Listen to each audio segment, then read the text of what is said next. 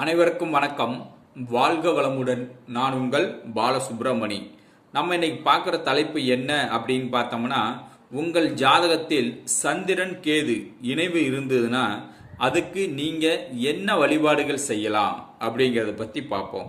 இப்போ சந்திரன் கேது இணைவு இருப்பது கிரிவலம் செல்வது நல்லது. அதாவது திருவண்ணாமலை கிரிவலம் பௌர்ணமி வர நாளில் போய் செஞ்சீங்க அப்படின்னா அது சிறப்பாகவே இருக்கும். நல்ல யோகத்தை தரும், மன மகிழ்ச்சியை உண்டாக்கும். மன மகிழ்ச்சியை உண்டாக்குற உங்களுடைய வளர்ச்சி உண்டாக்கும்.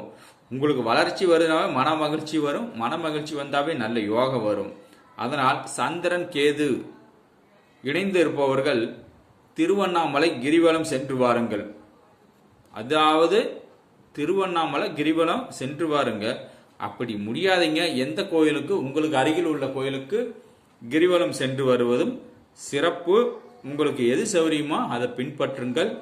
வாழ்க வளமுடன். நன்றி, வணக்கம்.